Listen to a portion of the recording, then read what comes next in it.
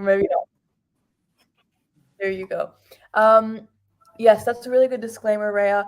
Nyla, Emily, I ordinarily would not ask this, but just since we have Hannah here and she's new and I want her to get to know everyone's faces, do you guys mind turning on your camera, even if it's just for like a split second? Yeah, 1 sec. That's the only reason we have it off is because we're just quickly getting in.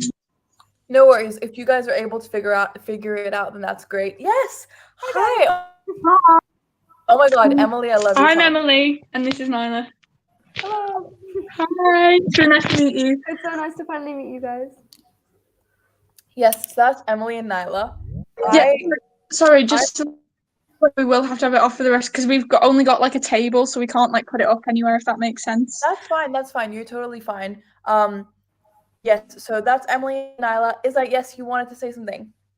May I ask, did Emily got a haircut, or does it look like she had a haircut? Because she looks like she had a haircut. I'm just asking because it looks really pretty. Oh, That's thank you. I did have a haircut. I'm always correct. Sorry. Are we forgetting that Heidi gave me the greatest haircutting lessons of all time? Like, Emily, look, your haircut is great. If you want me to hook you up with like the real knowledge, you just let me know. That's what I'll have to do next time, Heidi. Yeah, it's the only way.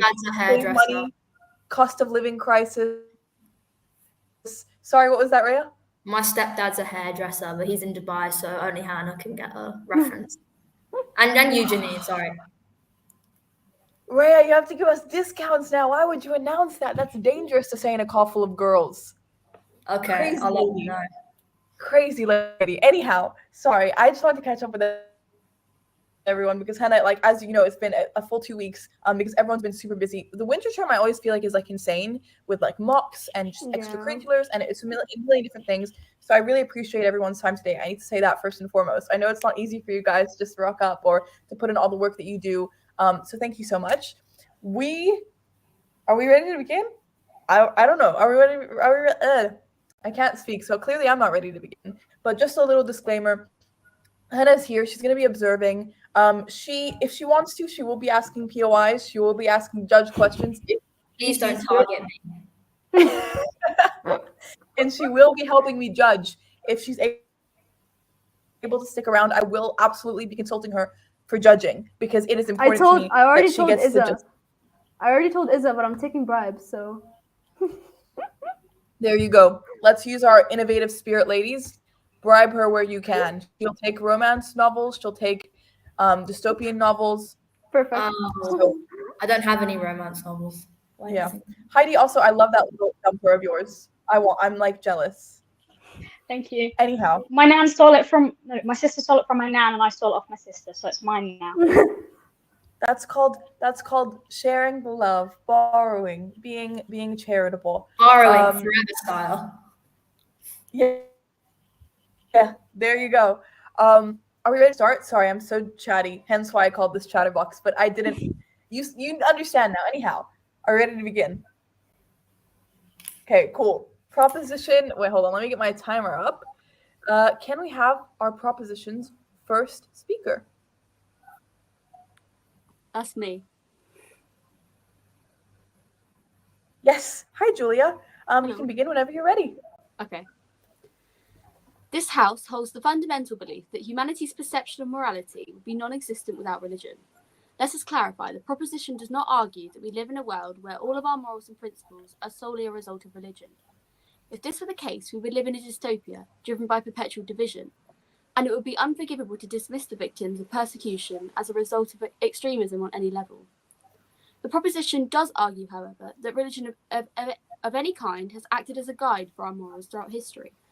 Religious stories of hope, prosperity, and goodwill have been engraved in humanity, and as ethics evolve, much like humans, religion subconsciously remains at the core of it all.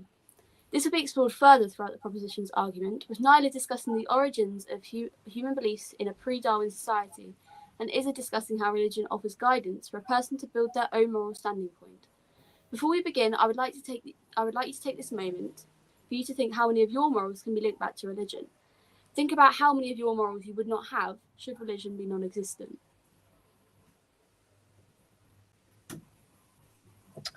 Okay.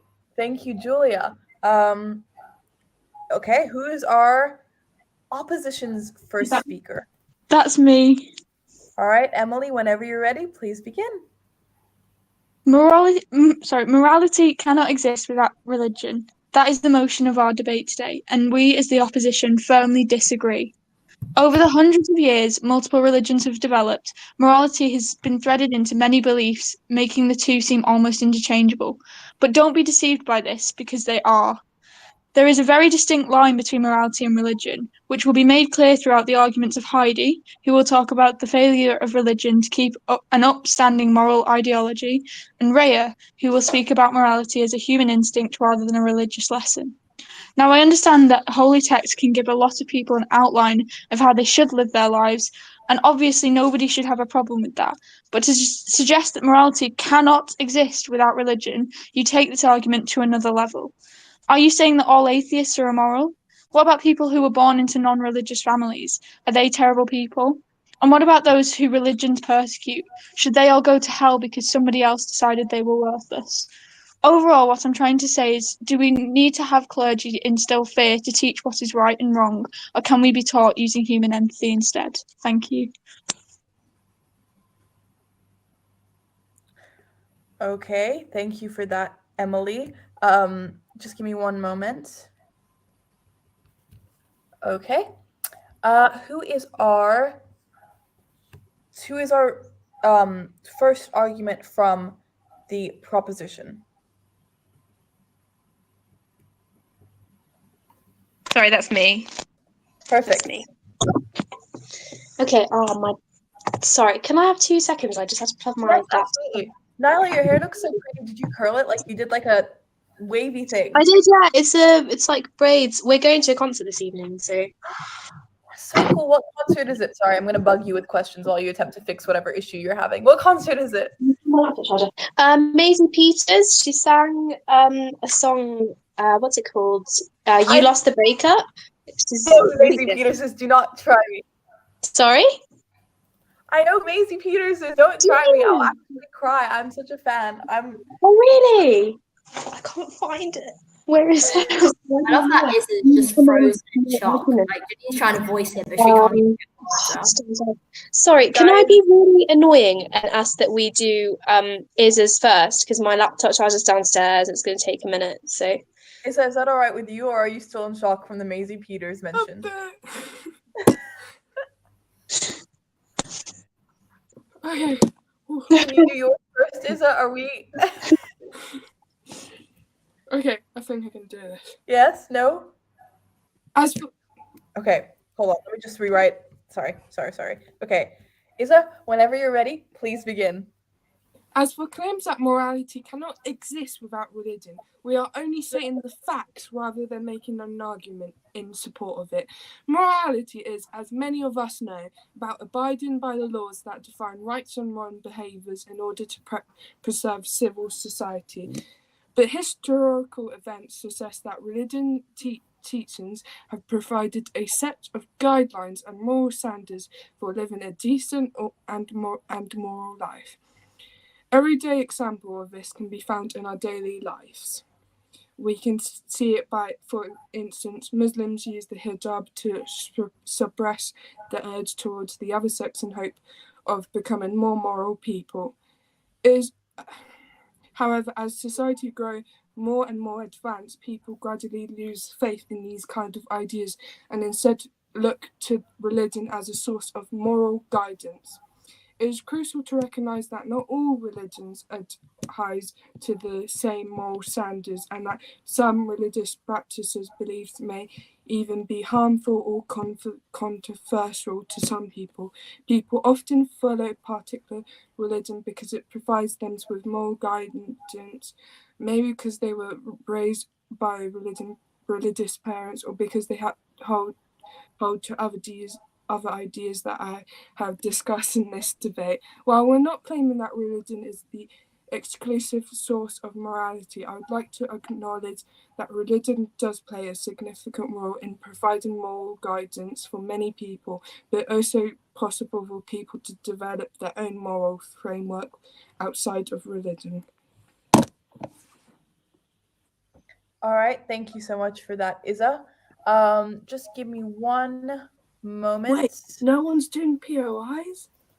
I was so Sorry. bad. Yes, guys, I was gonna say, ask POIs. That was If pretty you don't ask- simple, man. I was thinking, like, can I say something? But I couldn't find anything to grab onto. Just no, guys. If you don't start asking POIs, I will start Heidi. asking POIs. Go Heidi. ahead, Heidi. I could give it a go. I don't know whether this works or not, but you said about some religions that exist that are actually harmful, but the motion accounts for all religions and all religious beliefs. So I wondered how you would account for that. Also, when you stated that we can build our own moral guidelines Guys, outside one at a of time. One at a religion. time. One at a time. One at a time. We can't I'm ask. just kind of backing her up there, sorry. I'll shut up, sorry. Oh no, are you backing her? Okay, all right, wait, go ahead. If you're backing her, if it's a separate question, it has to be asked separately. Otherwise, we're gonna like overwhelm Isa, right? So, Rhea, is yours like directly related to Heidi's? Yes. Okay, do you want to go ahead then? You also stated that we can build our own moral stuff outside of religion, but as Heidi said, the motion states that it cannot exist without religion. Okay, so basically what I'm gonna say is that everyone won't believe in like a certain religion. Not everyone is religious. Some people are atheists and will produce their own moral framework outside of religion.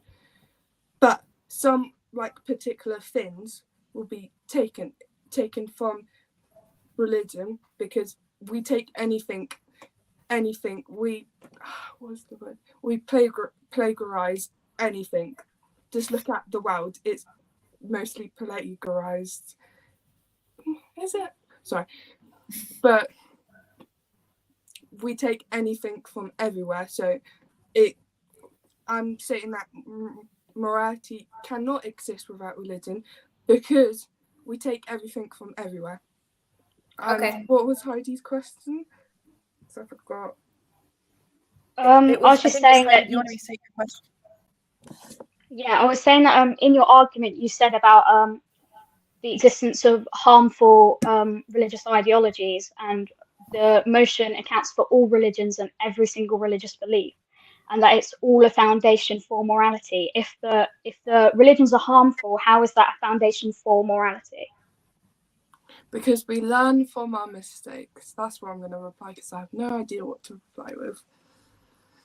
Never admit you have no idea what to reply with. You always know all the answers. When you're on this call, you are an expert at morality and religion. You might as well be, I don't know, Christ himself, guys. You know everything about morality. You don't want to hear.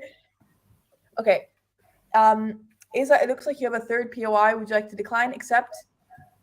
I would like. Can I like add on to Isa? Like help? Like. Oh, sorry. I don't know why I thought you were asking another POI. Go ahead, Julia. Add on to her. I was just going to say about what Heidi said about extremism. So me personally, I'm not aware of any religion that is solely based on persecuting people. There's extremism on both sides of religion. So you could be properly devoted, and that could lead to persecution of people. And then on the other side, you could be so not religious that you start persecuting people who are religious. So there's extremism on both sides. And I think what we're saying is that humanity on the whole has learnt from morals and stories that have advanced over time, and they've sort of feeded into modern society. I would say there are things that predate religion that determine our morality. Basic biology, survival of the fittest, things that have dated back to the dinosaurs and oceanic creatures that started life on our planet, because morality is an instinct for at least humans and lots of creatures around the world. And wouldn't that predate morality? Because we have animals who live in tribes and who live in herds and protect each other and show morals of like kindness, teamwork, mutual respect and protection way before religion was even an idea. So how would you argue that religion stemmed from humans' natural instincts to be moral? Humans' instincts to be moral didn't stem from religion. I'm so sorry to cut you off, but are you asking, is that POI or Julia POI? Julia. can I ask that you save that for Julia's? Okay. Yeah. Julia, I'm assuming you're doing closing, or you will be speaking again. Yeah, I'm doing the conclusion. Yeah. Okay. Rhea, please write down that point and just ask Julia when it is. Ask her about it when it's time, because otherwise it kind of creates a little chunk in I discussed it in my argument, so we'll just let that drop. Wait, I just have a question. Can we give That's what you want. POIs, or is that like? Sorry? Can we give POIs? Yeah. Right, okay. You especially, Hannah, are encouraged to give POIs as you see fit. I mean, no pressure, but if you want to, please go ahead. Rhea, if you want to add that into your argument, if you want to ask it later on, either one's fine by me. I just really want to make sure that everyone kind of gets the chance to speak and that we don't interrupt the flow of the debate too much. Also, it's telling me that my Wi-Fi is awful, which is nothing new. Connection poor. Okay. If I start, let me know. Sorry, guys. Okay. Who were we on? We were on opposition's second speaker. Whoever you are, please announce first yourself. speaker. Sorry? Opposition's first argument. Right. Oh, you're right. Sorry. Yes, opposition's first argument. Rhea, whenever you're ready. No, that's Heidi. Oh. Heidi, whenever you're ready. Okay. Albert Einstein once said, "A man's ethical behavior should be based effectually on sympathy, education, and social ties and needs. No religious basis necessary." To put it simply, religion is a poor moral guide, and believing in a religion does not directly mean someone possesses moral tendencies. It has been stated that many religious people have committed a wide variety of acts and held certain beliefs throughout history that are considered today to be morally repugnant. Hitler and the Nazis held Christian beliefs that inspired the Holocaust, leading to the oppression and torture of 6 million Jews based on fundamental Christian ideals. Can I Let get me a make point this of clear. contention? Go for it. Can I? Yeah, I can. Okay, I'm going to give one. Yeah. You said that Hitler and the Nazis were had Christian views, but they persecuted Catholics, especially, and then Presbyterian Christians relentlessly throughout their time in office. If that's something you could call it. So I just wonder what you think of that.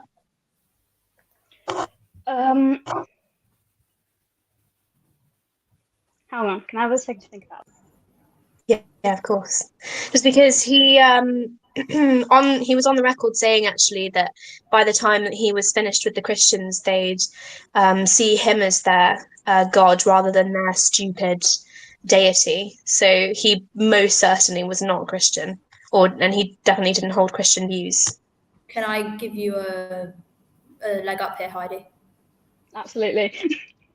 Heidi was not saying that Hitler was a Christian. She was saying that Hitler used Christian views from the Bible to back up what he was doing. She said that he held Christian views. He didn't. He used Christian. Rhea, let Heidi answer this one, please. I'm going to have to insist that Heidi take this one. I'm going to have to insist that Heidi take this one. Everyone is responsible for their own arguments. You guys are teams. And if you want to call a friend every once in a while, but guys, like Heidi, I believe in Heidi. I think she's got this. I know she's done her research. She's done her stuff. Just give Heidi a moment, guys. I think what I would say is, even though he may not have carried out views as a Christian would, like following the beliefs of Jesus, like caring for others, it was still based on a foundation of Christianity that he used to oppress the Jews and to carry out the awful things that he did during the wars. It was based on that fundamental foundation of Christianity. So he was able to push forward and do what he did. Are you saying that Christians dislike the Jews? They're both Abrahamic religions. They're, in the Bible it says that any Jew is a brother of a follower of Christ. So I don't think that's what I'm saying. What I'm trying to say is Hitler exploited the views of Christianity to put forward what he did. He believed that I don't really know how to explain it. I sourced it from Wikipedia, and that's what Wikipedia told me.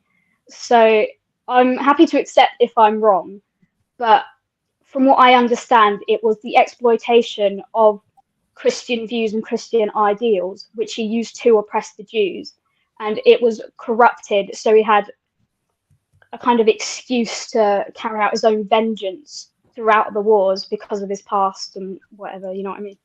I think arguably his aversion to religion, yeah, including Christianity, was the reason that he acted so immorally. Otherwise, he would have had a greater appreciation of the Jews.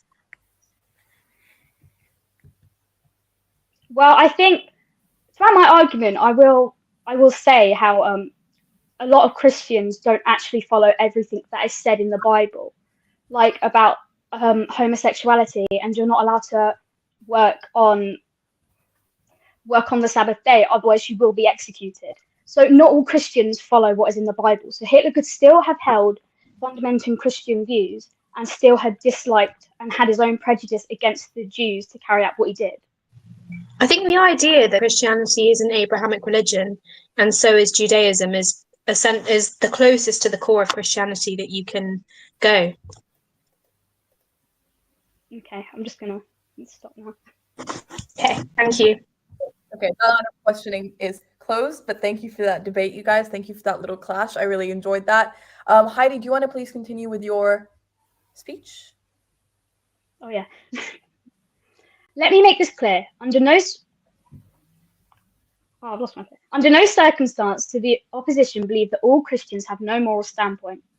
However, there is evidence that throughout history, Christians have traditionally imposed unfair restrictions on the right of women and have condoned slavery.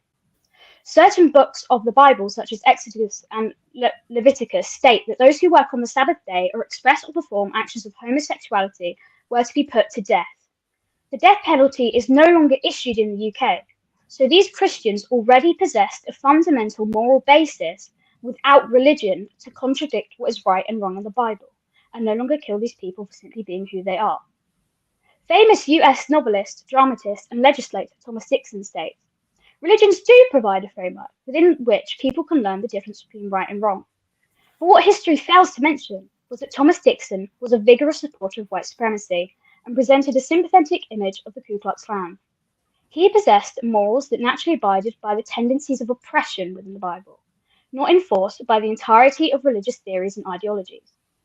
If someone wants to carry out a heinous act, all the religious theories in the world aren't going to stop them. Morality is naturally built within us all.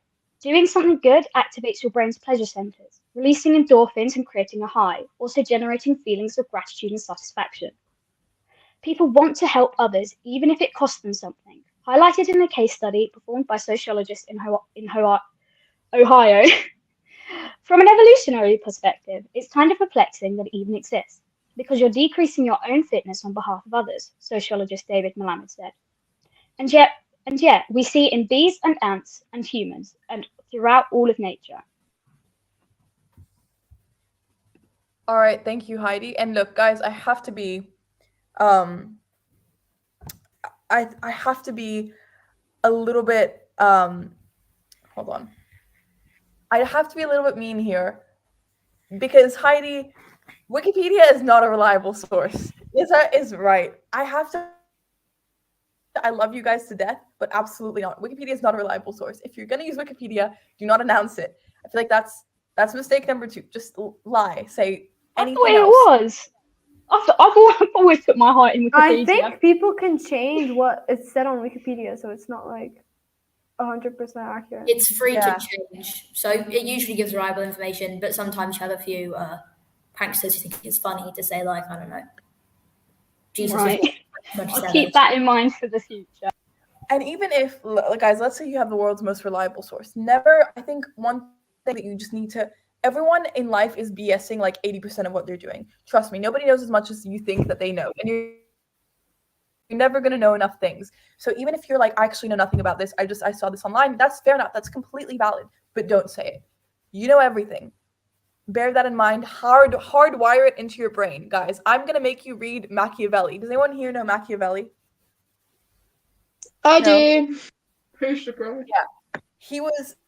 I've read He basically just had awful... Very telling. Yes. So, guys, I'm gonna make you all read the prints so you can become meaner debaters because I think you guys are too you guys are too humble in the way that you debate. You know everything when you're in this Zoom call. So just I bear think that in. there's like a quote or something. Correct me if I'm wrong, but there's a quote that's like, 80% of what you say is built on confidence, not on like what you actually do say. And Yeah, it's like 100% that. because I remember it as confidence is 10% knowledge and 90% good lying. Yeah. No, I think it was like speaking is 80% Debate the quote. confidence. Debate the quote. Yeah. Yeah. Okay, let's move on. no. Regardless of what the quote is, I really thank you guys for bringing up those points because yes, you're right. Lying is unfortunately a big part of just life and capitalism in general. So I pretend like you know it all, guys. Trust me, I'm not gonna go and like fact check you on every single thing. Just humor me and be super, super confident in what you're saying. Yes? Cool. Rhea, I'm gonna use Rhea as my little timekeeper. Opposition, no. Proposition argument 2, yes? Yeah. No? Yes. Rhea knows better than I do, guys. One day I'm just gonna like leave and pass it on to Rhea, and I'm gonna go move to a cabin in the middle of the woods, and you won't see me again. But I'll be. That's not really depressing in a happy way. That was allowed. Go grow a beard or something. Oh dear. I mean, I probably could. Who's proposition's second speaker, and what are their thoughts on facial hair? Technically, I'm speaker 1, but obviously I threw Ezra under the bus trying to find my charger. Oh, no worries. Yeah, you had our little future room. Yeah. Yes, that's no problem. Nyla, whenever you're ready. Okay. As the opposition have stated, modern post-Darwinism highlights the evolutionary advantage of human morality, suggesting that without it, the human race couldn't have advanced to the level at which we function contemporarily. Selfless acts preserve the population, enabling us to reproduce and in turn continue the evolutionary process. Many secularists feel that our moral impulses are therefore biological rather than divinable. This house argues that though morality can exist without divine instruction, it cannot exist without divine engineering. Evolution encourages reproduction, but preceding Darwin, by over 1,200 years, the Quran encouraged man to further his lineage, stating that Allah created you from dust, then he made you in pairs. The book of Genesis comparably states that God instructed his creations, Adam and Eve, to be fruitful and multiply. Many non-literalist believers would argue that whilst evolution is the vehicle that delivered to us a sense of morality, God is the creator. This argument is also true when presented with the views of a non-believer. POI from Rhea. Would you like to accept or decline? Yes, and I think Hannah has one too. Oh, okay. Me? In that case. Wait, do I accidentally have my hand up? Oh, yeah. Good point that the Quran and all the religious texts predate Darwin, but they do not predate natural selection. So Darwin did come up with the theory of natural selection. He was the first one to whack a name on it and put it in his book and predate it to the world. But it has been around since the beginning of the planet, which And that's exactly my point, that God is the creator of that idea of natural selection. And if you don't believe in a deity of God or of a religion, the second half of my argument answers that. So are you saying that we cannot believe in natural selection without believing in God? That's not what I'm saying, no. Then how does your point stand? If natural selection is free to everybody, then surely atheists can use it as a standpoint for morality and how they teach what's right and wrong as well. Well, if you believe in God, and I'm just going off the basis of the idea of a God, and as I said, later in my argument I'll go into how this still applies even if you don't believe in God.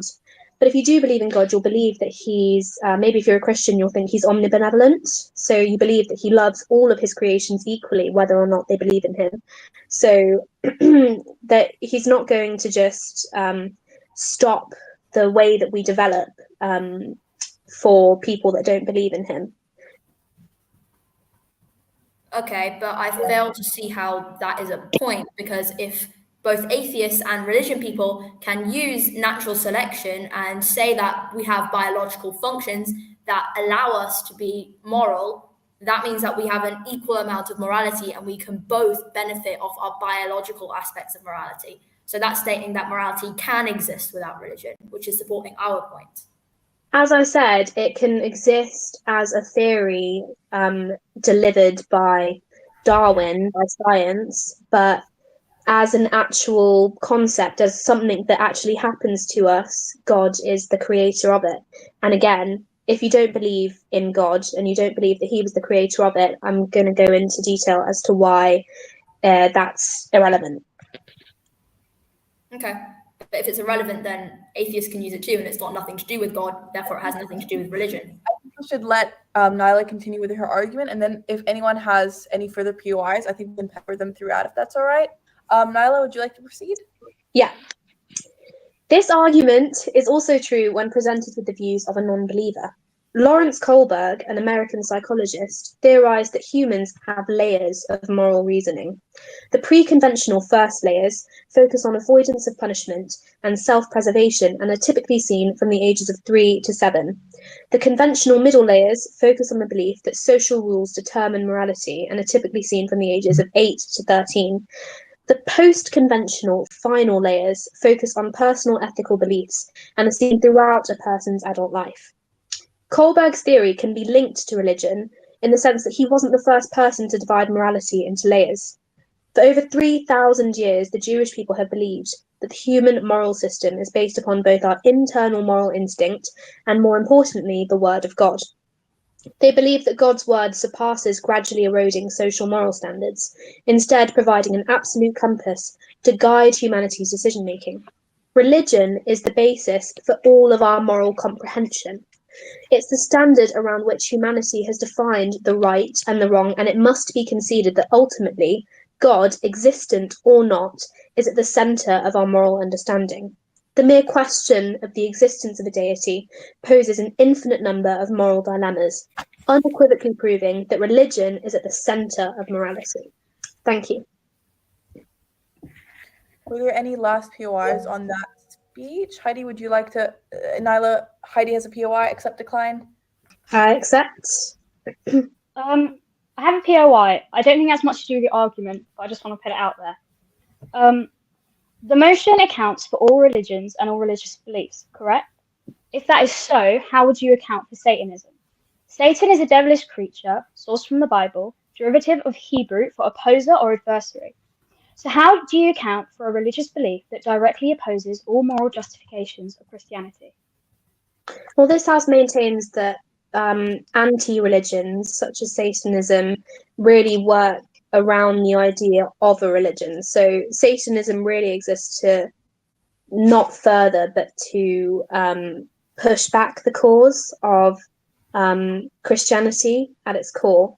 It's the opposition, the resistance to that religious belief, and that's part of our point, that the moral dilemmas or the debates that arise from the problem of religion, the topic of religion, still prove that religion is at the center of morality, good or bad, because most people, it's obviously subjective, but most people would say that religion or an anti-religion such as Satanism isn't good for society.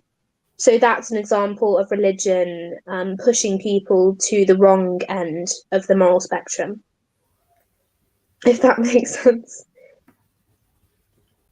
I think what I would say is what I said was that the motion accounts for every single religion, and what you said is the proposition are willing to dismiss it as just bad and immoral, which doesn't that prove our points that not all religions are moral? I don't really know where I'm going. It isn't that all religions are moral. The motion is that the morality can't exist without religion, and that's proved in the existence of anti-religions, or even religions, if that's what you'd like to call it, such as Satanism, because it's because of Satanism wouldn't exist were it not for Christianity, which is a religion, which sort of proves that morality couldn't exist without religion. But could you not say that Christianity wouldn't exist without Satanism? Because they're both based off the religious book, the Bible, so they coexist. So I would say the argument you make could also be made for Satanism. Then Christianity, yes, is based off the Bible, the New Testament. Satanism is based off the opposition to Christianity. Satanism didn't come before Christianity, therefore, the point still stands. I don't really see what you're getting at. I think the question's been asked and answered, so I'm gonna end that line of questioning. It looks like you've got another POI, Nyla. Accept, decline. Yeah, is that from Hannah? It's from Rhea. It's a little bit confusing. The software is so weird, but it's from Rhea, if I'm not mistaken. Yeah, I accept. So I really like your point about how you're accounting for both sides of morality, but we are thinking about this through a purely human lens, which makes sense because I don't think there's any animals who believe in a certain religion, but animals still have morality, and they still have had ways of they still have defined between good morality and bad morality. For example, breaking from one's pride in lions, that responds with death. And obviously that's if a human did that, if it was like a human left your family and you killed them, that's not okay. However, that still shows a basic form of morality. If you leave your tribe, if you are not supporting your family, if you are being selfish, then you should deserve a punishment. And of course, religion is at the center of human morality, but human morality isn't the only thing that exists, because we have 10 million species all around the globe who are all fighting for survival and all need values that help them survive, good morality, and need values that don't help them survive, bad morality. And this can vary from species to species, with predators joining and staying with your young is seen as bad morality, which we would find strange. If a parent walked out on their child for no reason, we would find that bad morality. But with predators, that's seen as good morality. And it's not any less valid just because they're a predator, because it makes sense in that context. So how would you account for other creatures' kind of morality and morality outside humanity? Well, I think you're looking at it through a very human lens, because an animal doesn't protect its own or protect itself because it's looking at it through with the idea of, I'm doing this to be selfless, I'm doing this for love, or because I want to be a good person. We see it as that because our understanding of morality, as I said, is based around the example of a god, of a deity, or just of a religion. Because obviously certain religions have more than one god, such as Hinduism. So they don't label it as morality. That's God, if you believe in God, accounting for his creations, protecting them. If you don't believe in God, it's evolution. Well, I mean, sorry, you can believe in evolution and believe in God. As I said, you can be a non-literalist believer. But we have the example of a God to build our moral beliefs around. Animals don't. They're acting on their instincts. I think it's a very human lens that we're looking through if we start labeling animals' actions as moral and immoral, because they're just looking to survive. They're not looking to be morally righteous or take vengeance. That's not how they think. However, I would still argue that an animal's instincts do rely on morality, because I've just got the definition up here. Morality is the extent to which an action is right or wrong. And although animals see this through a different lens, they can still define between what is right or wrong. Morality doesn't have to be with... Pardon? What they can define what's right and wrong for them, for their survival. But why it's does it make it any less valid? It's still right and wrong. In a human, because what's right and wrong for humanity may be something that hurts you. For example, sacrificing yourself for someone else. That's sometimes seen as morally righteous. For example, if the person that's going to die is younger than yourself and you sacrifice yourself for them, that's morally righteous objectively, because... That happens with animals too. Mothers often sacrifice themselves in fights to protect their young, when males seek to digest other people's young to create their own survival, and mothers would defend their children against their young and can sacrifice themselves. For morality, it's for their own survival.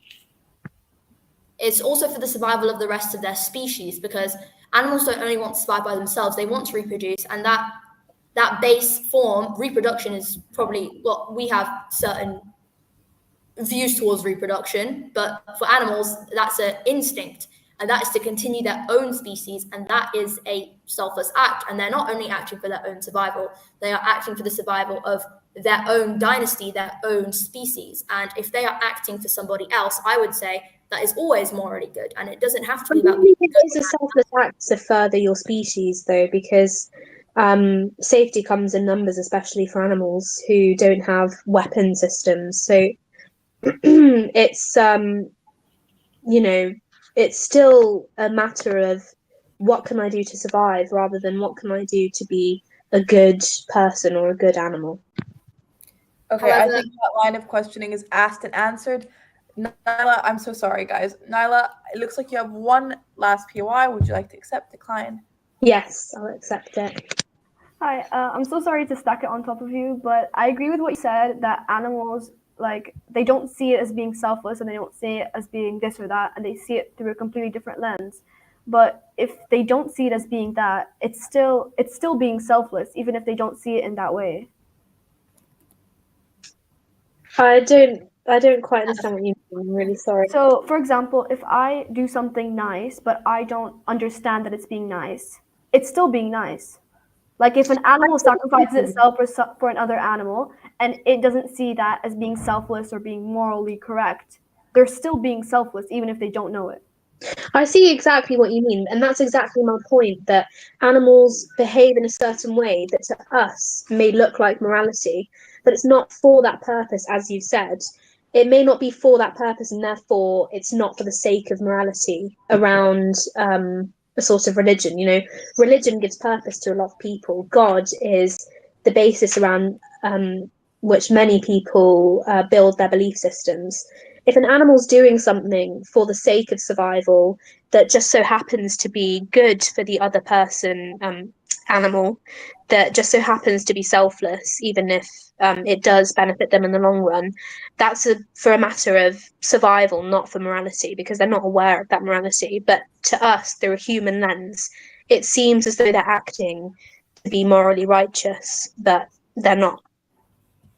Does the acknowledgement of morality make an action moral or immoral? An action is still moral or immoral, even if you don't know its morality. No, but that's exactly Rhea, what I'm saying, is when we look through human things, we can label them as moral or immoral. But, you know, as you said, Yeah, I agree with I get where you're coming from, but just kind of just on that topic, that just means that morality is engraved in their instincts, if you get what I mean. Like morality for us, morality is already in their instincts, even if they don't know that it's called morality. That's it. yeah, I see what you mean.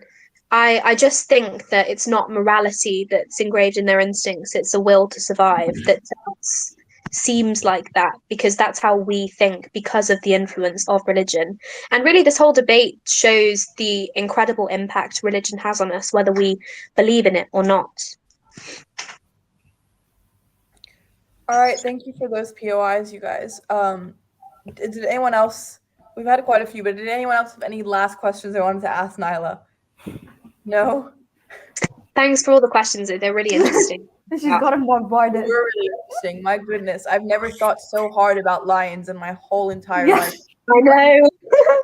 I'm never gonna go to a zoo and feel the same way. I'm practically a lion after writing this argument. I feel like a lion. I know, I like when you guys get really into it because it means you care and you've engaged with what you're debating rather than just saying, oh, well, I think this. Like it, I like it. I enjoy it. Thank you guys. Who is the opposition's second speaker? That's me. All right, Rhea, whenever you're ready. Guys, let's hammer her with POIs, please, you guys. Yes. She's getting away with this. She can't. Okay, whenever you're ready. Religions are not built on faith. Religions are built on fear. It's a selfish kind of fear of you going to hell, fear of your destruction, fear of your consequence. This is why religion will never guarantee morality, and why atheism can be a better standpoint for the morally just. Let me explore this further. The word atheism means a lack of belief in God, a belief that there is no deity controlling, positioning, or there to reprimand you. A good point for the proposition to make would be that without fear of God, humans feel no need to stick by a moral compass. But you're forgetting a primal part of our instincts. Humans are tribal animals. When we were hunting-gathering, we grouped into tribes because we're easy to squish, but we're good at teamwork. This is replicated in modern psychology. People are horrified by violence and gore because minimizing death to increase our numbers and chances of survival is hard-grained into our system. This extends to other things like psychological, emotional, and mental harm on our tribesmen. We find these things wrong deep in our brains and believe persecutors deserve punishment. When we have no punishment for the morally unjust, this instinct is violated, and immense guilt instead of immense fear of consequence is created when atheists do something immoral. What's the difference? Well, fear hormones are designed to shut out your decision-making skills. They generate adrenaline and activate your flight or fight. On the other hand, guilt hormones are designed to amplify this critical thinking. They're designed to draw your mind to your wrong action and make you consider it. Why is this relevant? Well, morality is not black and white. Is violent protest morally just? Would it ever be okay to harm someone who's privileged? Can we ever get revenge? There are no right answers to these questions, just like there is no definition to morality. However, the way we've always judged morality is by jury.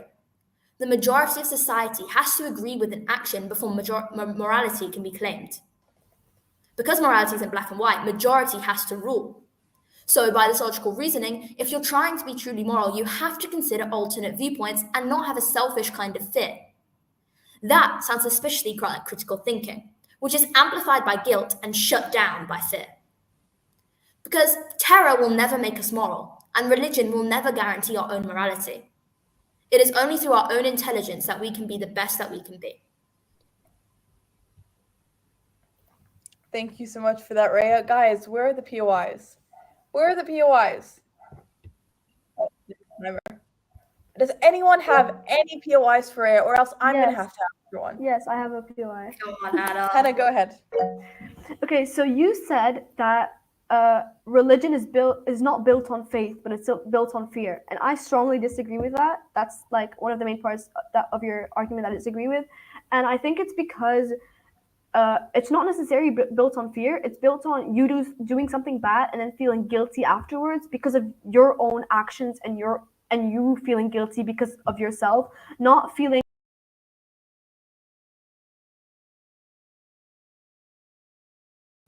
If you get what I mean. I understand what you mean, but if we're looking at the difference between atheism and religion, as I disclaimed at the start, we're not saying that religious people are immoral at all. We know religion can be a great source of peace and morality for many people.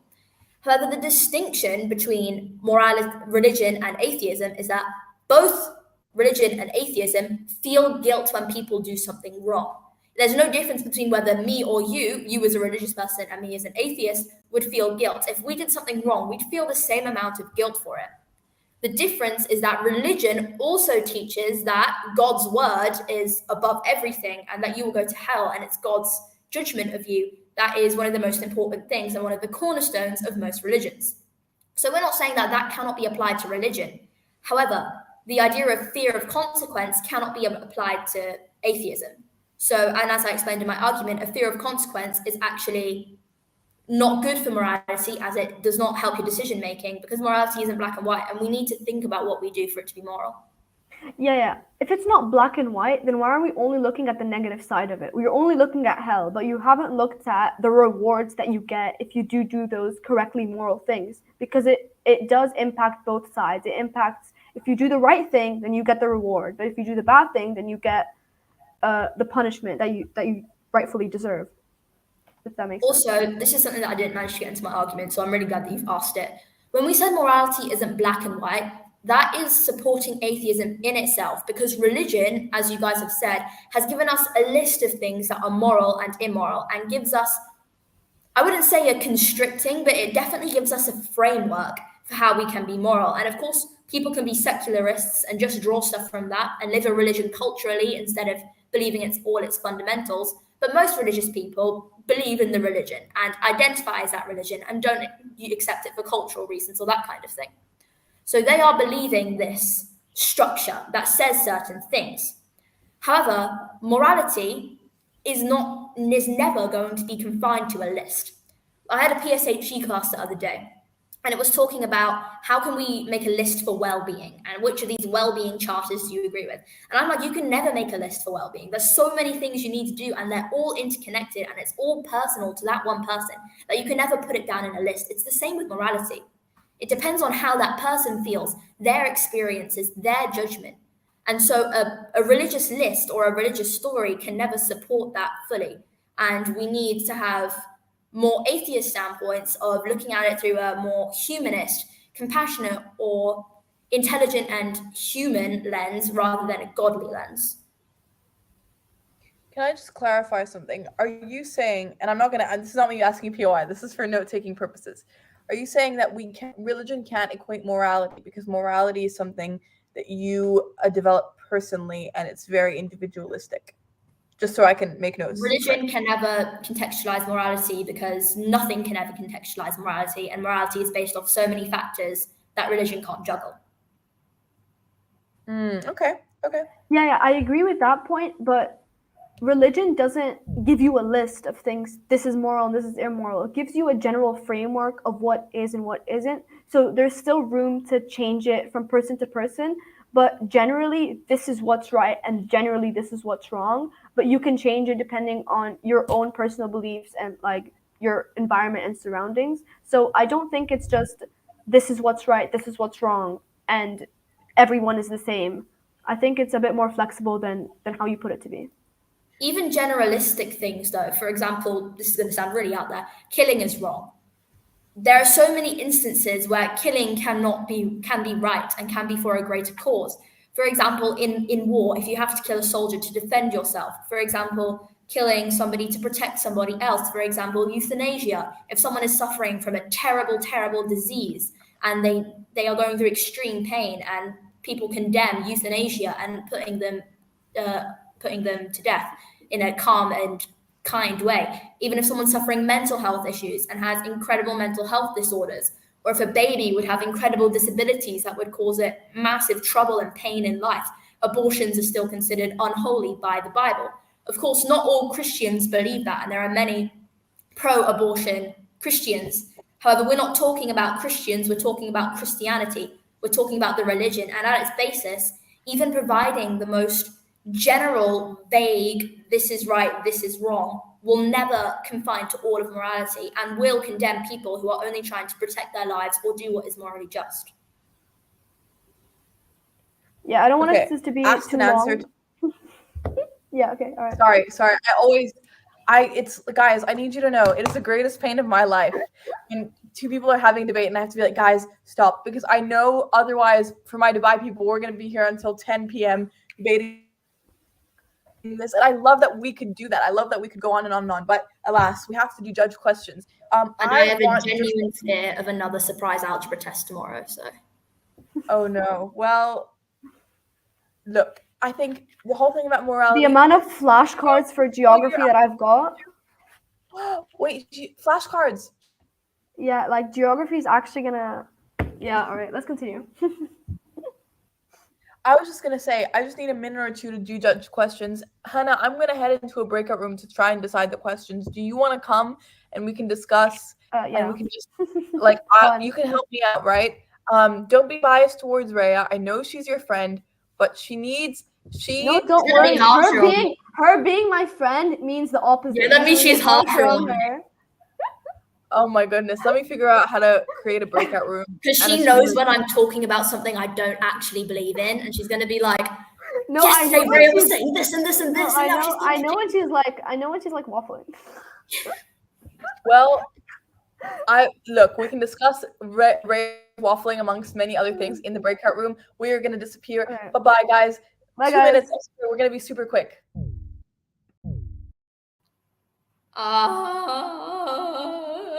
I totally flunked that POI. You didn't. Alright, you did. I totally flunked everything. No, you didn't. Rhea, you're like incredible. You've done so well. You're Thank so you. smart. Me and Julia said you should be Prime Minister. We're like, Prime Minister, yeah. I mean, after all the stuff that Rishi Sunak's doing for Israel, I'm seriously considering trying to overthrow him. Do it. We'll it. happily vote. support you. I'd vote for you. Thank you. I've got 1, 2, 3, 4, 5, 6. I've got 7 votes. I've won. Perfect. Exactly. With my Well mum, done. 2, my dad, my dad. That's 9 votes. There we go. My grandparents will probably do it. I'm at 11. I'm done. I've already won. You can't get any more than that. I picked GCSEs next term. What are you going for? We have blocks, so we get blocks of stuff, and we can pick one from each. So it's not like Yeah. a draw. I really want to do history and arts, but they're in the same block, and I think I'll have to go with history. So probably history, psychology, computer science is going to be my guess. Wow. You get to You're do like- psychology? We have psychology, which is cool. That's so mean. I want to do psychology. I wanted to do sociology, but What have you Right, guys got? do it in 'Cause college. do you have like religious studies or anything that we don't have? Yeah. We have dance. Do you guys have dance? No. We have to do dance classes from year 7 to year 9, and it's right now we're doing Michael Jackson's Wow. Beat It. So it's a lot of hips, but it's year 9, so it's a bunch of 13-year-olds who have all just hit puberty, and they're supposed to be doing body rolls and that kind of stuff. So it's very awkward as everyone kind of just goes like, so that they don't have to move at all. And our dance teacher's like, move your hips, roll your hips, and going like that. good That's luck. insane. I can't Jesus. believe we don't have a dance teacher at our school. We only have like 2 PE teachers, so I don't think that's going to happen. We should Our come school is for a dance teacher. Our school is tiny for Dubai, but it's massive for like the UK. Mm. It's 1,300 students, I think, 1,400 students. Wow. I But don't most- even know how many we have. But our school is like from like nursery all the way to post 16. Oh, we only have secondary school, so 11 to 16. Yeah, we're 3 to 18, I think. Wow. Yeah, so we do like whole school things, and you'll see at the front like a bunch of kids who can't even walk, and at the back there's like people with like beards and that kind of stuff. Wow. I don't think that would work, because all the older kids would just start like drop kicking the younger kids. Like they No, can't go it's through not the corridors separated. without going. Secondary and primary are separated. There's a reason we're in different buildings. You're allowed to go through the corridor and they get, ew, I hate your sevens. Yeah, well, our school's had construction on it, so half the corridors are shut down, so everybody's in like the same corridor. The year 7s get like abused. It's so bad. Like every single time we've got like one of our teachers, Mr. Mannering, running down, going, "Stop hitting that kid!" Like it's like, what is happening?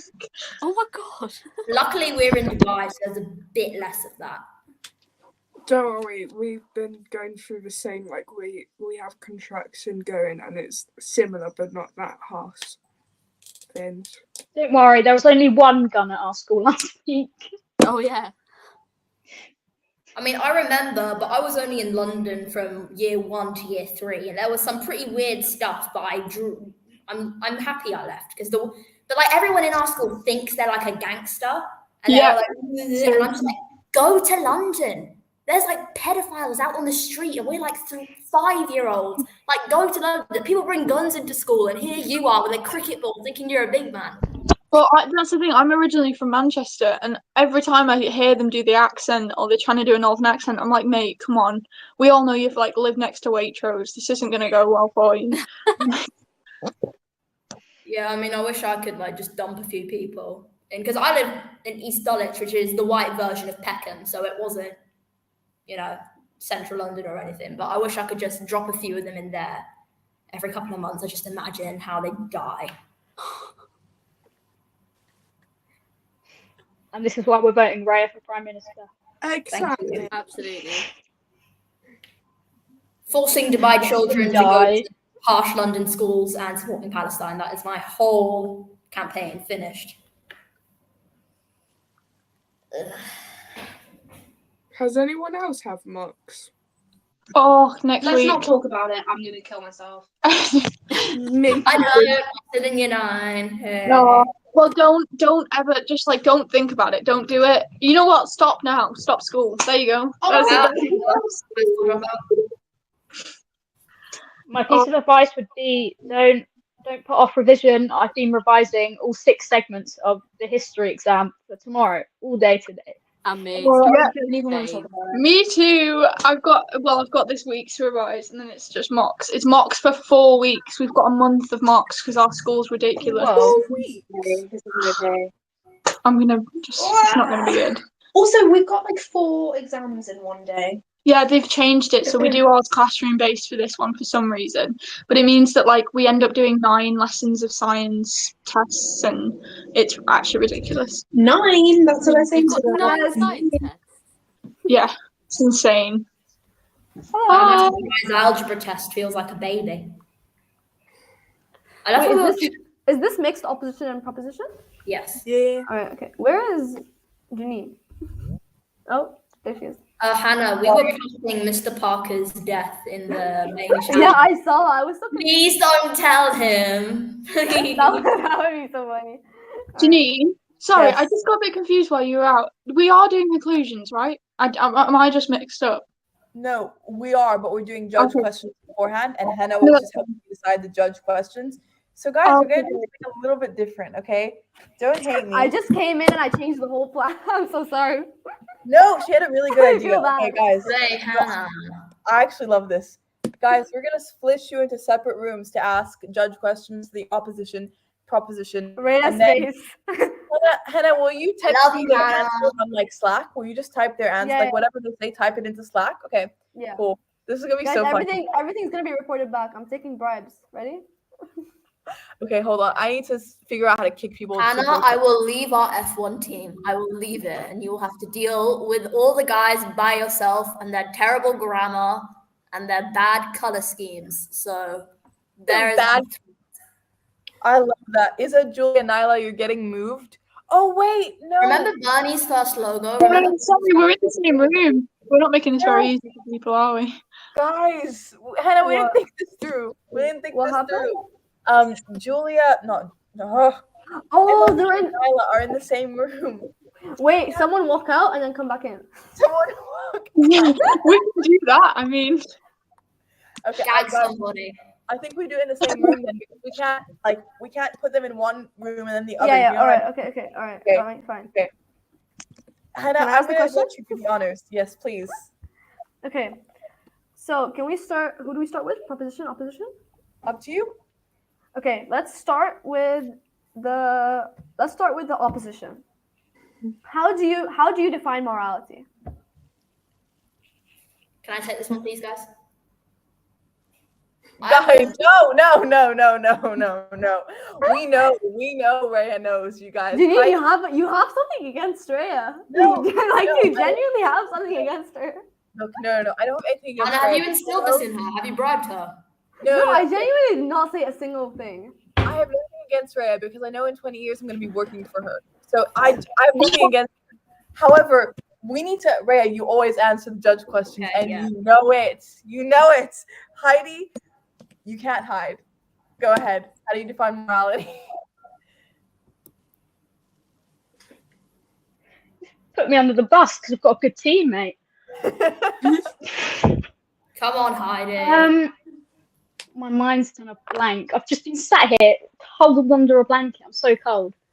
I think it is the way I would define morality is as a human instinct that is built within us all, and it's what we believe to be morally correct and what we believe to be morally wrong, and what actions that we carry through our daily lives, and I don't know, and whether they are correct or whether they are bad and immoral for society, like on a whole, not just in our eyes, in everyone's eyes. Oh, okay, that's interesting. How do you define good and bad? I feel like that's just like maybe like defined by societal standards, like just on like a kind of like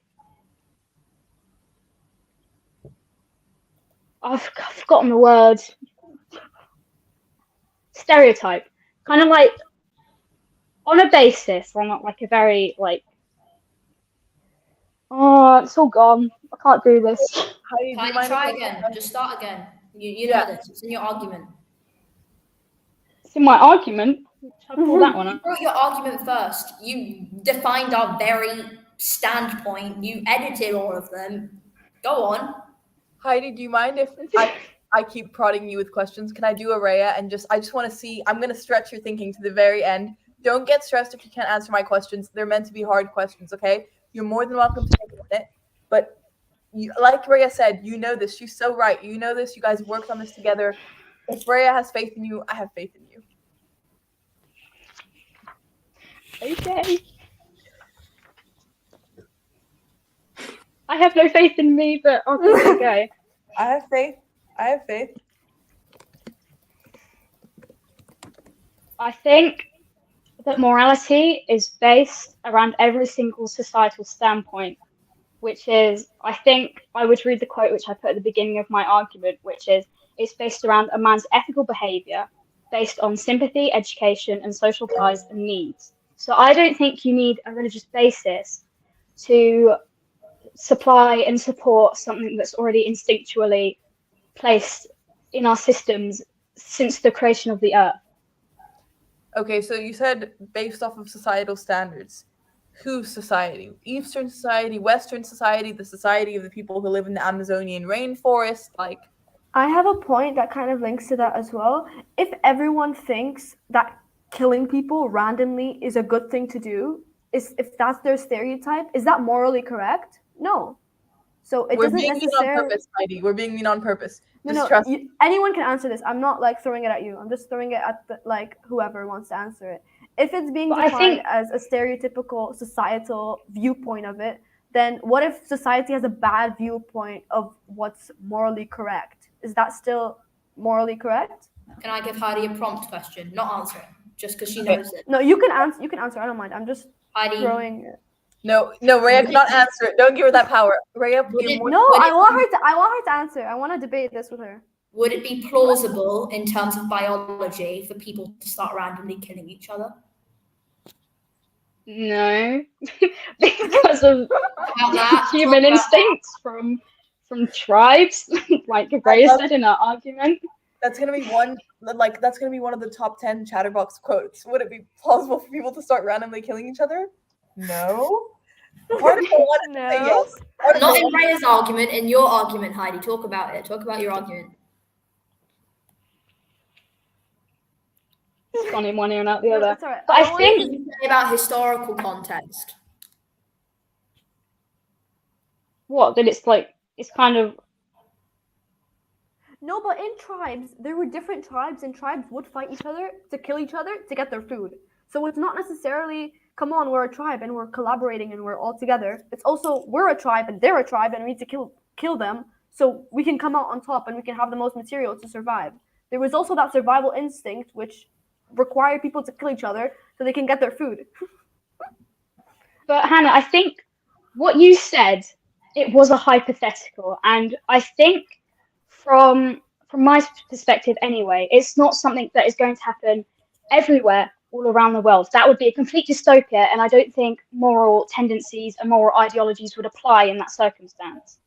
But I think what Ray is trying to say is it's already happened with kind of like, I don't know if I'm interpreting that right, but it has kind of already happened with Hitler and oppression of the Jews and Christians that condone slavery, and they are against homosexuality, and they believed that it was okay to kill people who worked on the Sabbath day, and they show any actions that comply with homosexuality. So it's something that they have already done that had co-aligned with religious ideologies. It's already happened.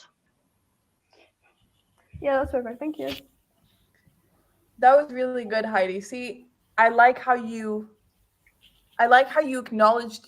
Sometimes you can't pick apart the actual. You have to go and pick apart the actual theoretical framework of a question. So I like that you identified that it was a hypothetical. But something that me and Hannah both said is that you're so smart, and it's so obvious to anyone who hears you speak that you're so smart. But you need to have more conviction in your opinions. Don't say from my perspective. Don't say that I think. Don't say that I know you're trying to be humble and you're trying to have humility. There's no room for that. We only take egomaniacs, guys. You need to be like, this is This is the unbiased fact right here. This is, it couldn't be Heidi, any your other way. word is fact. Your word is fact. Nothing you say is incorrect. There You you have go. a comprehensive understanding of the human race. You are I a do genius say, in I do this thing. I don't know if it's right or not, but like if I want to say I think, I just say data shows that. I just make it up. Like Yeah, data does. I'm sure data somewhere does show. Like, there's lots of data. Some of it's gotta show. There is a lot of data. In my opinion, there's loads of data, so somewhere there has to be something that supports Yeah. this. I don't By the know way, what guys, it I is. have to know go. it exists. I have to go in around like 10 minutes. So yeah. We are gonna do the propositions judge question, and then we are gonna do conclusions, and then we're gonna do judgments. So I'm gonna try and speed this along so Henna can see the whole entire process in its entirety. Okay, proposition. I want to ask you guys what your definition of morality is, and I would like Julia to answer this one.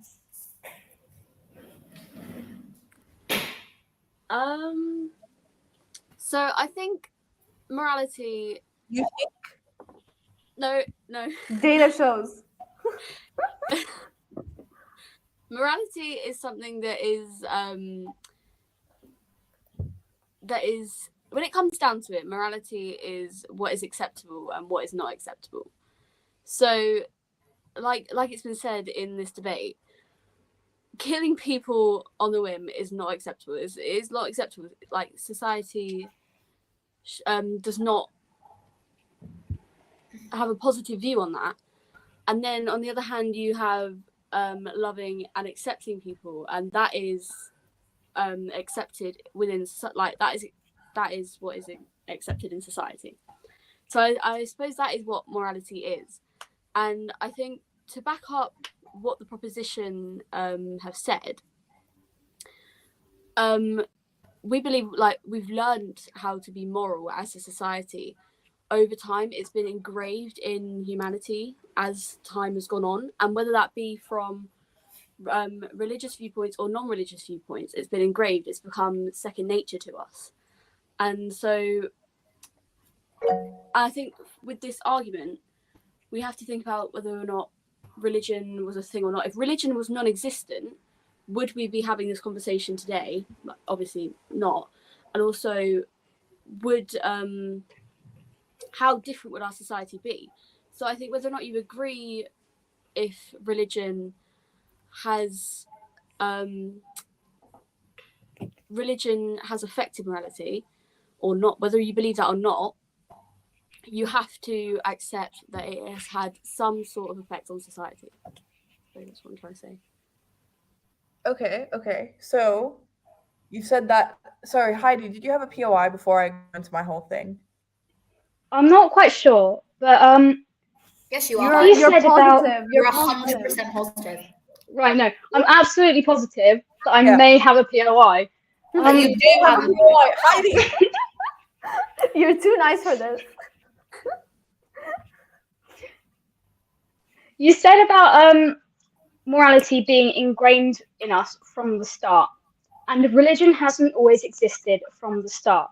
So therefore, if people have existed since before religion, then there has been a moral standpoint since before religion. You can't say that there was no morality before religion was created. So therefore, if we have already existed without the existence of morality, how can you say that we cannot exist more? We cannot have moral tendencies without the existence of religion today. That was a good one. That's Julian, perfect. got you. Honestly. I think morality is comprised of different things, and I suppose morality has existed before religion, but it also exists after religion, and religion has had a profound effect on morality within society, and that can be seen today. So I think on the basis of the debate about whether or not religion has an effect on morality, of course it does. I don't think that can be denied. But the motion is that religion cannot exist without morality. And what you've just admitted to is that morality has existed without religion. I suppose what we have to take into consideration is that before the creation of religion, obviously humans, they weren't I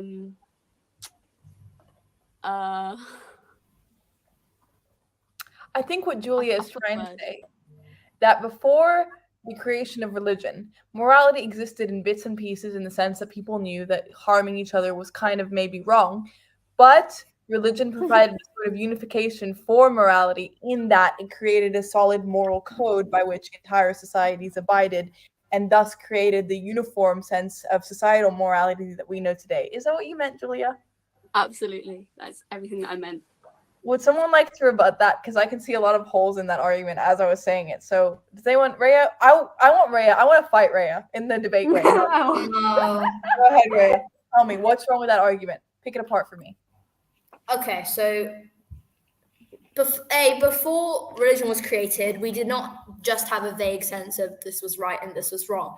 Religion is highly correlated with civilization. However, primates and humans, before religion started, did have a more nuanced sense of morality. For example, I'm a human in the tribal times, I'm a caveman. I'm not going to kill a pregnant woman.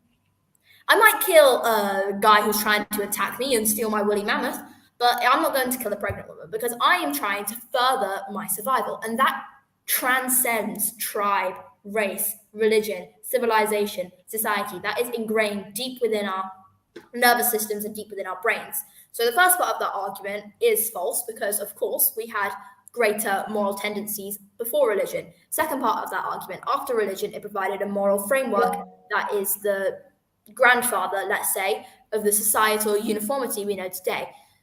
Religion is not the grandfather of societal uniformity we know today because religion provides a too strict and constricting understanding of what is moral, and it is also affected by historical context. For example, all the Abrahamic religions condemn homosexuality. As we know it today, my best friend is Muslim. She knows that I identify as LGBT. She has no problem with it. And that is a modern concept of religion. And back then, for example, witch trials, they would burn people who they think were witches, and they said that's because of the Bible. We think that's insane. So religion itself, the perceptions of religion are not religion, but religion itself has not created that uniformity because it has changed over time so much, and that is not uniformity, changed the exact opposite of that. Also, we do not have a worldwide societal uniformity. For example, where I'm from in Pakistan, it's completely normal for a man to have 3 or 4 wives. It might be a bit weird in the Western world, but that is completely moral. And unless he's abusing those wives or being cruel to them, then I believe that that's perfectly okay. I don't agree with a man being able to have more wives than a woman has more husbands, because I'm very feminist and pro-gender equality. However, that would be completely unacceptable to many people in the Western world. For example, marrying several women and having sexual relationships with several women at the same time being totally acceptable. So there is never a worldwide conformity. It was never descent from religion, and religion was never the first basis for morality in the first place. Okay, those are some really good points. Here are my rebuttals. So you said, okay, I'm gonna circle back to that whole human versus animal lens debate. Hannah, do you want to say, wait, before I go on to my thing, I'm so excited to do this, but Hannah, do you want to say something? Sorry, go ahead. No, so I want to say that when you said that a man might kill another man that has his woolly mammoth, but he won't kill a pregnant woman, I don't think that's based on morality. That's based on survival instincts, because he doesn't Survival have instincts any. are morality. That's what we've argued throughout this whole debate. But he doesn't. Okay, all right. He doesn't need to kill the pregnant woman because she doesn't have anything that he needs. But I believe that if a pregnant woman had the woolly mammoth, then he would kill her. Well, we can't go all the way. I can't believe we're arguing about woolly mammoths. We can't go all the way back and ask the caveman, would you kill a pregnant woman if she had a woolly mammoth?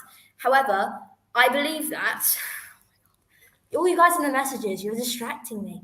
I believe that our moral instincts, however primal they may be, do conform. Did you stop nodding your head? No, I like her. Do conform to modern standards of morality because our biological instincts were always the basis for what we today call morality, not religion. Okay. My rebuttal to that is similar to Hannah's, in that it's built off of selfishness, but I'm going to let that go because I realize that we've exhausted that line of questioning. So I'm going to let your point stand where it stands and mine stands where it stands. But in terms of religion being too strict, that's not true, because how many different denominations does Catholicism have? How many different schools of Islam are there? I don't know a lot about Judaism, but I'm sure there are many different facets of Judaism, Orthodox Jews, and as such, right? So it's not that religion is too strict. Religion presents a set of guiding principles through scripture. If you've read the Bible, if you've read the Quran, it's often written in metaphor. And it's written in, I mean, look, the Bible was written in, and please, somebody's Christian in this, feel free to check me on this, because I'm not Christian and I could very easily be wrong. But the Bible was originally in Latin, or was it originally in Greek? Either way, it was translated from Greek to Latin, vice versa. So in I think it was Hebrew. Was the Bible originally in Hebrew? I believe so. I'm not 100% sure. You're certain? I appreciate the correction. So my point kind of is, whatever the language the Bible was first in, it was translated over and over again. The Quran is translated over and over again. And in those translations, there are certain interpretations that allow for, although there is obviously in all religions, the general golden standard of thou shalt not kill, there are different, in terms of capital punishment in Islam, there are different interpretations based off of the different schools of Islam about whether capital punishment is right, what circumstances it might be right in. So it's not that religion is not strict. It's not a checklist. It's dependent off of language. It's dependent off of the interpreter. It's dependent upon the geographical context in which it's applied, the time, the era in which it's applied. I mean, a lot of the teachings from the Quran apply to like the 12th century, and they might not apply today. And so it's about how can we interpret, like, I mean, in the Bible it says, you can't wear a certain type of cloth. Well, I buy my clothes from H&M. I don't know what kind of cloth they make. So it's like when we're not all going to say, oh, we're not going to wear cloth because the religion says so and it's strict. No, we're going to adapt, right? About Abrahamic religions condemning LGBTQ. Again, highly based off of interpretation. I can only speak for Islam because I'm Muslim, but in Islam, there's this whole story of like, oh, the homosexuals were killed. But actually, and I know this is somewhat the case in the Bible as well, different interpretations actually, and different translations of the Quran actually don't all come out as, oh, they were killed because they were homosexual. In some translations and in some interpretations, it says, oh, these people were killed because they were rapists or because they were pedophiles or because. So a lot of the times, it's those tiny discrepancies in interpretation that define the moral code and that allow for that freedom of movement within the moral code, right? In terms of differences in Western and Eastern societies, that's totally correct, and that totally stands. When I talk about societies, I'm not implying that the entire world is one society. No, different societies will inevitably be different, have different moral codes, but religion provides a unifying moral framework within each of those societies. I don't believe, and again, this is like, feel free to tell me how wrong I am about this. I don't believe there's like a single unifying global moral code. Do we think so? Do we not think so? I don't know. Sorry, I realized I'm the one dragging this on now. I've become what I said we wouldn't do, so it's my fault. But guys, please message me on Slack and tell me how wrong I am. Like, if you've been sat here, I'm gonna tell you now. No, please, it's 10 p.m. Can this be the last one? I just want to do this one. Okay. This and then conclusion. Go ahead. I understand a lot what you're saying about translations, geopolitical spaces, and how, as I'm not Muslim, but I'm from a Muslim family, and how the Quran can be translated into different ways and have many different interpretations. However, if we look back through history, I'm going to say this from a church point of view because we learn British curriculum history. So although I know more about Islam than I know about Christianity, I know more about the history of Christianity than I know about the history of Islam. The Catholics especially, and the Protestants, they would persecute and slaughter people who tried to translate the Bible. The man who first tried to translate the Bible from Hebrew, to English was killed. All the people who tried to help him were hanged. And the Galileo, who tried to say that the earth is not at the center of the universe, he was confined into his house until the day he died.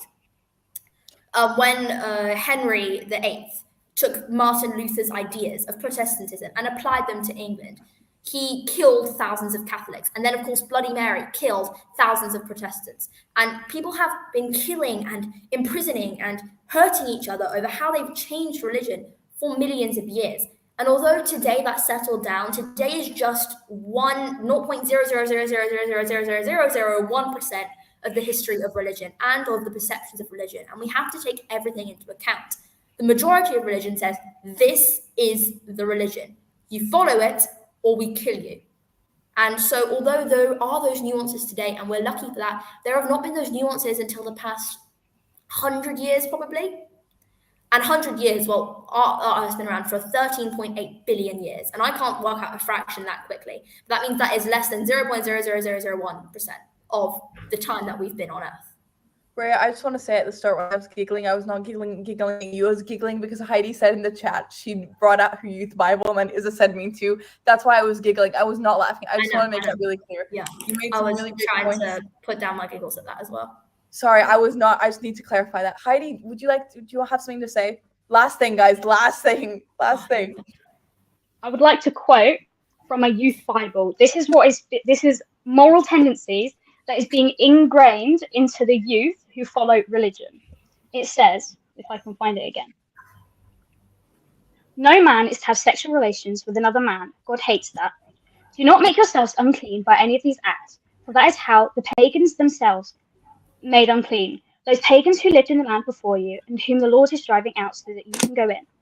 Their actions made the land unclean, and so the Lord is punishing the land and making it reject the people who lived there. So that's anti-paganism and homophobic. Double prejudice. Woohoo! And that is being ingrained. It's in a Good News Bible, the youth edition, that is being ingrained in the youth who are choosing and reading this Bible and are religious and are brought up in religious families. If they read the Bible, that is what is being ingrained into their young, malleable minds. And the proposition believe that religion has a good moral basis. Well, I think that opposes that quite fully. Fair enough. Can you guys tell me I had 4 hours of sleep last night because I'm so sorry, Rhea. but my hands are dead. We're gonna do conclusions, and then we're gonna decide winners, and then everyone's gonna get to go to sleep, no matter where you are in the world or what time it is where you are. We're all gonna sleep. I'm gonna nap for a minute. I have a 1 minute nap. I'll be back. Okay, no worries. Who is our closing for the proposition? That's me. All right, Julia, whenever you're ready. Okay. Thanks to Nyla and Isa, we can now understand that no matter where you stand on the religious spectrum, our morals all stem from the same stories, passed down thousands and thousands of generations, changed or tweaked in the slightest way from person to person, like a game of Chinese whispers. A game of Chinese whispers where integrity and decency are ingrained in every person who hears the message. As Isa has previously mentioned, it provides a framework for people to grow and develop their own beliefs. Just as the proposition cannot deny that religion is the sole reason for morality, the opposition cannot deny that religion has played a key part in many of humanity's moral standing points. The extent to which our principles have changed from person to person holds no significance in this motion. It is our differences and idiosyncrasies that make the human species so unique. Thank you. All right, perfect. I like the word idiosyncrasies. Sorry, I like really like cool, funky words. I learned a cool word yesterday. What was the cool word? Orthogonal. What does that mean? That sounds like a bad. Like I feel like that would be not a nice word to say to somebody. What does it mean? In maths, it means that two things are at right angles, and in everyday life, it means that two things do not affect each other. For example, religion and morality are orthogonal. I love that. Who is our closing speaker from the opposition? And bonus points if you can use, what was the word? Orthogonal? Orthogonal. Orthogonal. Bonus points if you can use orthogonal in your closing speech, opposition speaker. Well, I'm closing, and that is not happening. I'm sorry. So, Fair enough. Okay. Fear, prejudice, and superiority. This is what religion has given some people. Now, religion has and can do good things in the world, but is by no means free of criticism. And surely if it was the fountain of our moral beliefs, it would be, right? Heidi and Raya have eloquently spoken about why morality can exist without religion, and the opposition would have you believe the opposite. I think the answer to this debate really comes down to when you break down the wording. Morality cannot exist without religion is a blanket statement. The speaker of the statement is putting everybody into one box, but we can never do that as a society. To create the type of society that everybody can live in, you have to understand things from everyone's point of view. By saying morality cannot exist without religion, you discredit all those who are not religious or those who have religious trauma. As a gay person who was raised in the Catholic Church, my morals had to change through my life. So to suggest that my morality is somehow wrong or of less value because they now exist separately to the church is strange to me. I spent time trying to understand the world around me as a separate entity to what I was originally taught in church, and therefore I do truly believe that my morality exists without my religion. Thank you. All right, thank you so much, Emily. Hannah, do you want to go into a breakout? Do you want to send me a Slack message with who you think should win and why? No, Or can do we you go want into a to? room? You can judge this debate. You can just decide the winner. No, Hannah, I don't know. You are our guest, and I feel like I should, out of respect for you, Hannah. Okay. You know what? I'm gonna go through. Give me like 1 second. I'm gonna go through, and I'm gonna do it by. I usually do it kind of holistically, and like I just judge and think who has persuaded me more. But I'm gonna go through each. Like I'm gonna compare closing speakers. I'm gonna compare second argument speakers, first argument speakers, and I'm gonna cross out whichever I thought convinced me less, and I'm gonna do it systematically like that. Wait, can we go into a room and because I don't want to stay on this. Okay, no, that's fine. That's fine. Okay. Let me make a breakout room. We'll be back really quickly. Oh my goodness. Maximum 5 minutes. Yes. Everything's moving around. Okay. Bye-bye.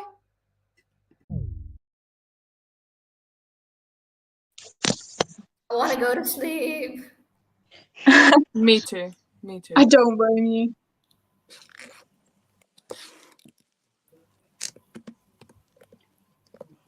Also, sorry, I just wanted to quickly add, by the way, I do have an accepting family. I don't want to make that really depressing. So I was going to add it in the argument, but I was like, I need sympathy for this to work. And Catholic Church, that is all true. But my family are really nice. So I just wanted to add that so it's not like incredibly depressing. Yeah, I'll add that too. All my Muslim friends are really nice to me, even though Islam condemns homosexuality. So yeah, I'll put that there too. And so is Nyla. Nyla's nice to me, even though 95% of the time she's not. But she's nice about that. I'm always nice to everyone, actually. I've never once been rude. That is not true. Yeah, you found a rainbow. Rainbow's good enough. It's going to have to do. Where's the rainbow? All I have is a bunch of weird smiley faces. I have a beer for some reason. That's all I have. A beer? I have smiley face. On, like, smiley face, sad my face. actual really iPad emojis, not the... Thumbs up, tongue, high five, smiley face. Why are there so many smiley faces? Gasp, a kissing face, thumbs down. That's a magnifying glass. A heart, an angel, an angry person, a second angel, a crying face. What? A waving hand, a winky face, and a cup of beer. Wait, I'm gonna find a pride flag. That's the last thing I do. If Apple don't have a pride flag, they do. I swear they do. I'm gonna find it. I'm not a regular Apple user, so I don't know where it is. There it is. Yay! We love you, Julia. Yay! In my heart, I did it first. Okay, we'll take that. I'm sorry. Julia's very quiet. I'm using this time to read through my history work because that's a smart idea. It's time for me to go to bed. Nyla's currently doing my hair, which is what we're doing. I'm going to turn camera for 1 second. It's 10 p.m. I'm like sat like this. It's 10 p.m. I've got school tomorrow. I've got to wake up we go to school and we start school at 7:45, not 8:45. So I have to get up at 5:30 tomorrow. Madman. Sorry for you. I'm asleep. Yeah. Believable. Hi, dear.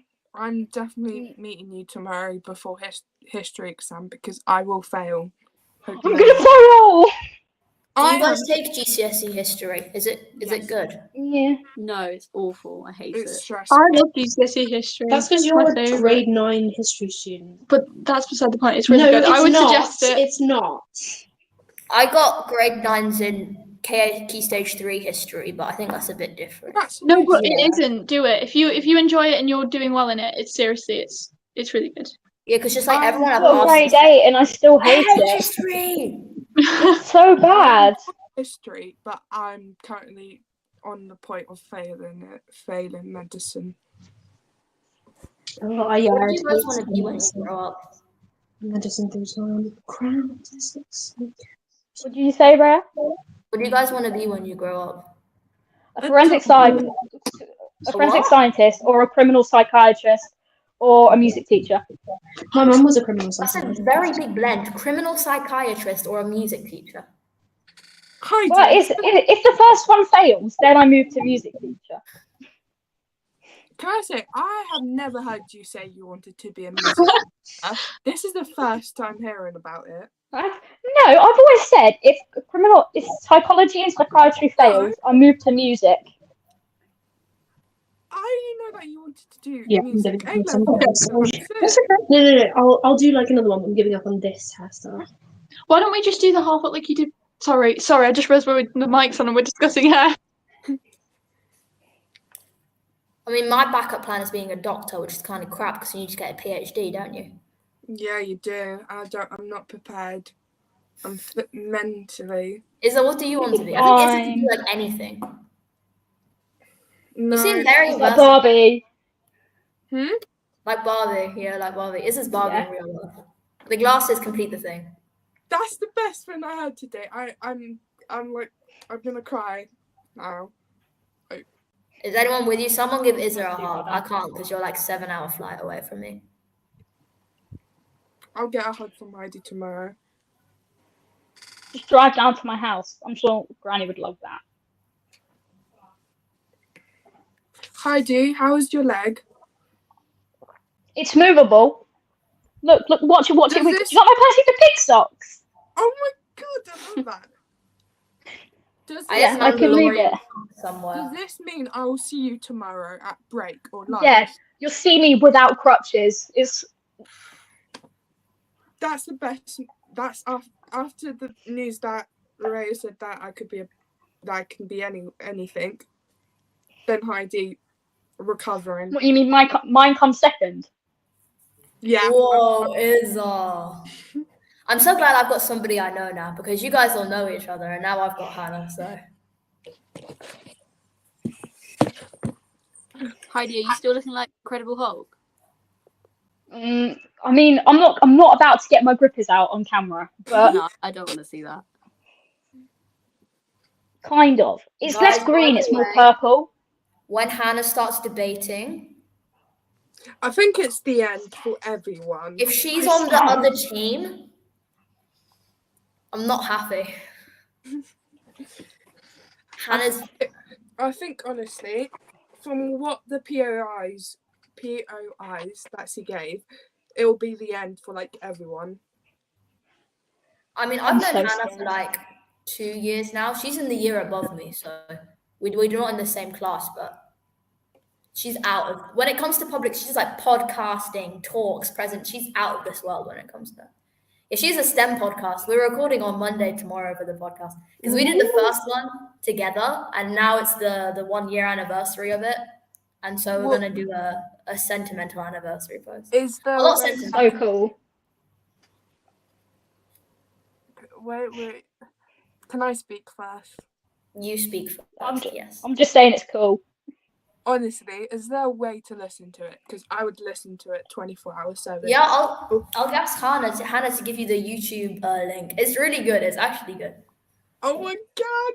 Can't wait. Sorry. I'm like Hannah will be happy that she's got 5 new listeners.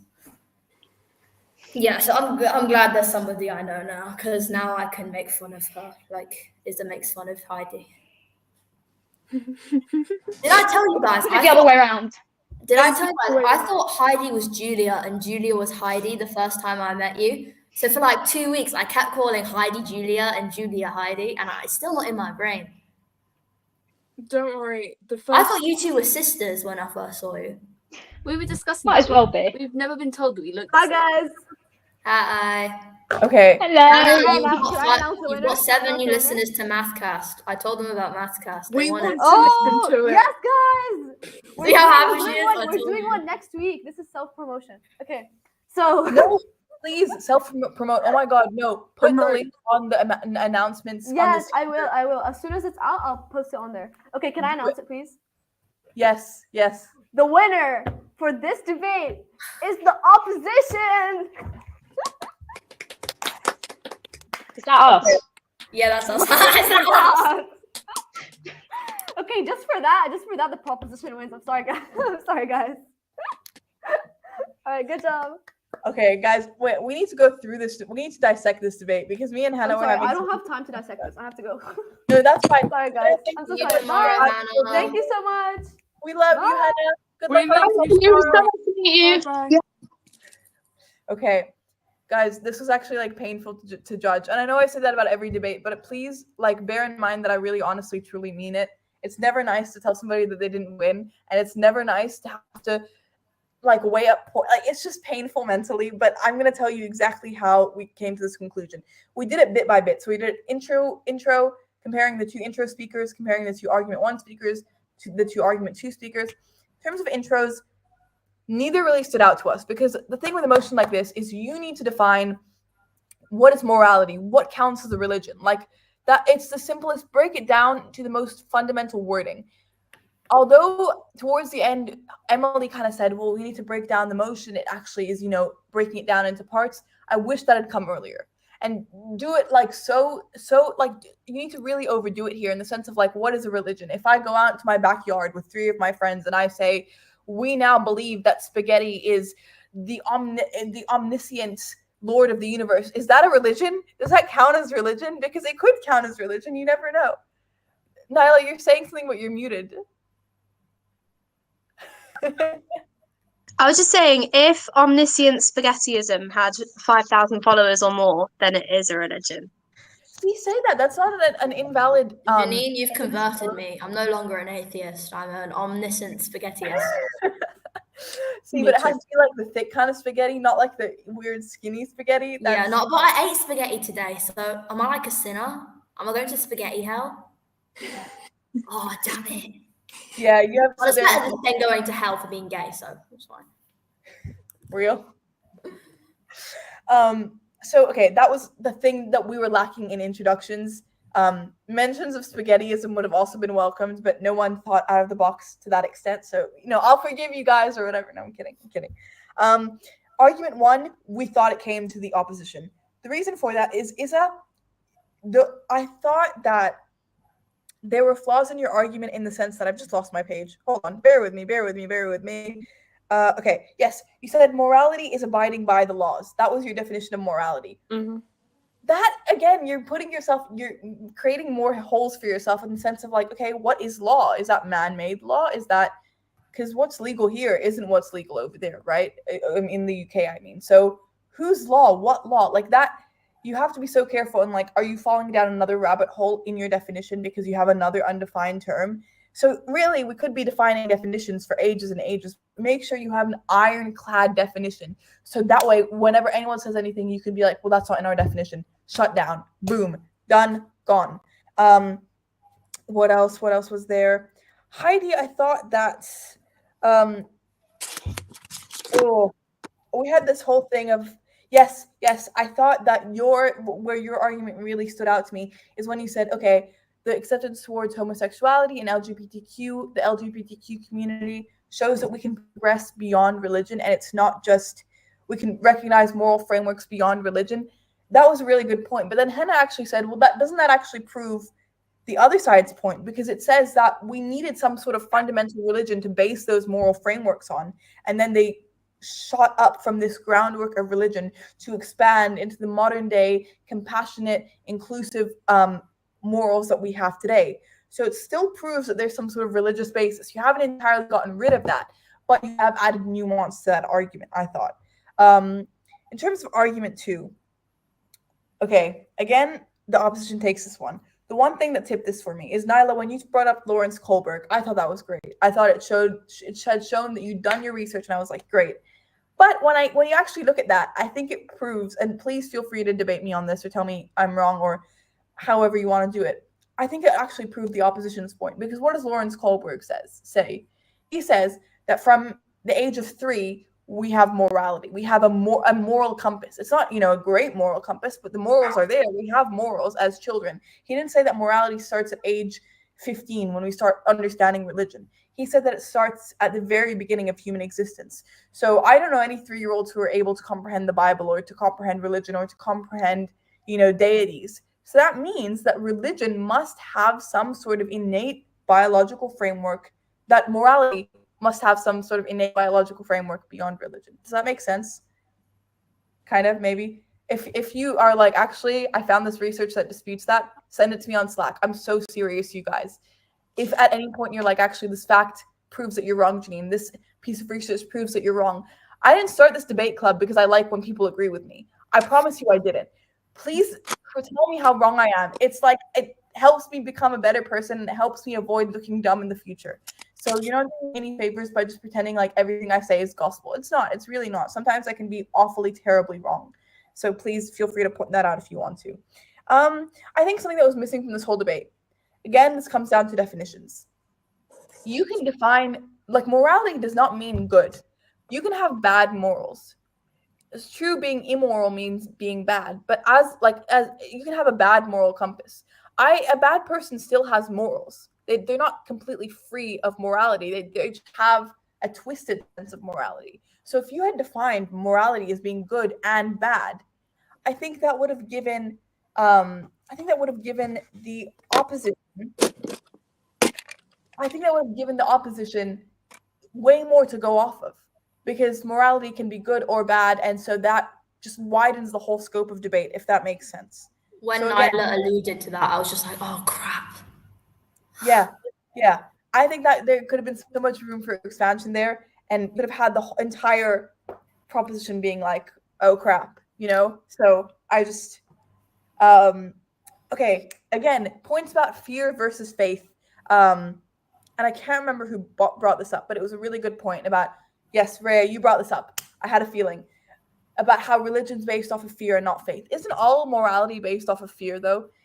Yeah, I'll be completely honest. I mostly said that because I had no idea what to put for a cool opening line, and I didn't want to info dump into atheism is this and this and this and guilt and fear hormones. So that is a very generic statement that I do not agree with, and I just said it because I thought it sounded cool. No, that's fine. And I tell you what, it had that impact. It said it had that it made me immediately introspective, and it made me immediately question oh wait, I'm in a religious household. I would consider myself semi-religious.